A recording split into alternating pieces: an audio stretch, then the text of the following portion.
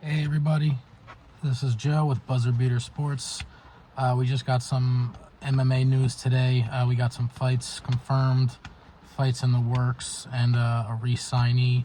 We're going to deal with UFC first. We have a middleweight fight with Kelvin Gastelum versus Chris Curtis, the Action Man. This is set for UFC 287 on April 8th. It's the same card as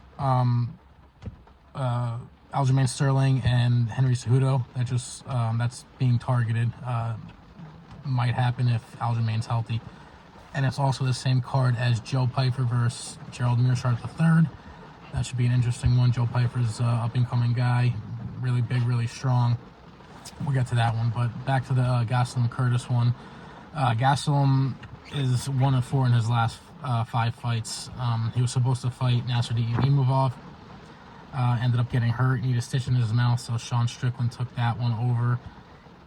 He has, like I said, he's 1-4 in the last 5 since his Israel Adesanya title fight, which was a great fight, but after that he's just been looking horrible. He's lost to Darren Till, Jack Hermanson.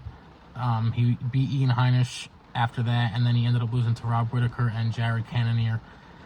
Chris Curtis is coming off a second-round KO of Joaquin Buckley at UFC 282. The guy's really strong. He's just got power. I think Gastelum's pretty much done. He needs this fight, but I just don't see him winning. I'm going to go with Chris Curtis by TKO or unanimous decision, but I see him getting the knockout. Like I said, it's the same card as Joe Pyfer versus Gerald Meerschaert III.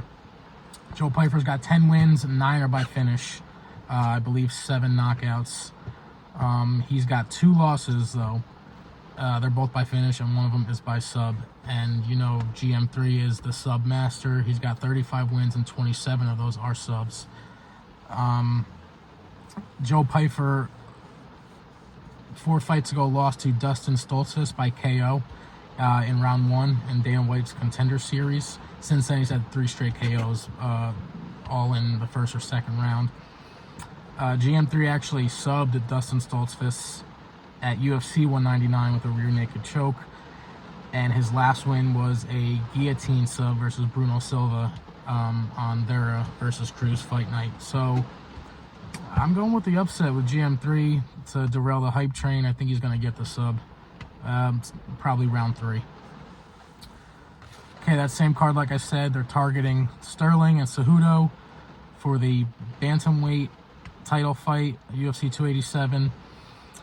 Aljamain is still kind of hurt. He's got torn biceps still, so if he's healthy, they're going to fight. He's got 8 straight wins. This is going to be his 3rd consecutive title defense, you know, with all the hoopla going around with him and, you know, what happened. I don't know. I don't think he's that great. If he didn't have his wrestling or jiu-jitsu, I don't think he'd be relevant at all.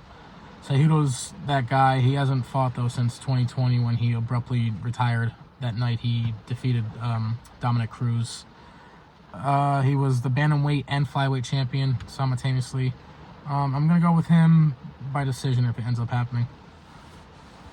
We also have a fight lined up, confirmed at lightweight. It is Dan Hooker versus Jalin Turner. It's going to be a banger. It's going to be crazy. It's at UFC 285. Both tall, lengthy guys, wild, strong punches. Dan Hooker is coming off a win over Claudio Pelez. Before that, he had some tough losses. They're all to, you know, juggernauts. He lost to Arnold Allen. He lost to Islam Makhachev, Michael Chandler, Dustin Poirier. So, you know, he's had some tough fights. This is going to be a tough one as well. Jalin Turner's he's rising really fast. He's a young dude. He was 2-0 in 2022. He had subbed Jamie Malarkey, which is a really good win for him. And he had a 45-second sub of Brad Riddell, who is Dan Hooker's teammate. And Jalin Turner's on a 5-fight win streak. You know, like I just said, he's an animal.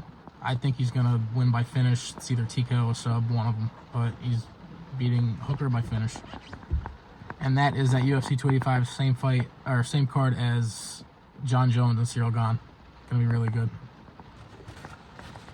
We got some news.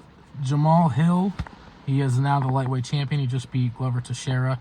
He's being hunted down by 2 wild animals now, not just one. Jerry Prochazka is calling him out for when he comes back, when he gets healthy. And now Alex Periera is calling him out too. He wants some revenge for Glover, because Jamahal Hill also said that he would knock Alex Periera out. I don't think that would happen, to be honest with you. I think he loses to both guys. He had a great win. He's got the title. He can enjoy it, but I see him losing to both guys. So enjoy it. Enjoy it now. Some Bellator news. The light heavyweight champ was just re-signed. Vadim Nemkov. He's a 30-year-old. He's an absolute animal. He's been the champ since August of 2020. He's got 3 consecutive title defenses. He's 16-2 in Bellator.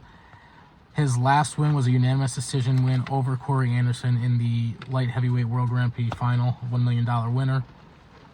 And ESPN has him ranked number 5 light heavyweight in the world. Bellator has him number 2 pound for pound behind Patricio Pitbull Freire.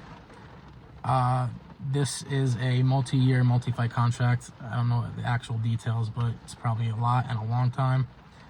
And, you know, Bellator just 2 weeks ago also re-signed the former featherweight champ AJ McKee to a 6-fight deal. So they're keeping their talent. They're still pumping out good material. They're still going to have good cards.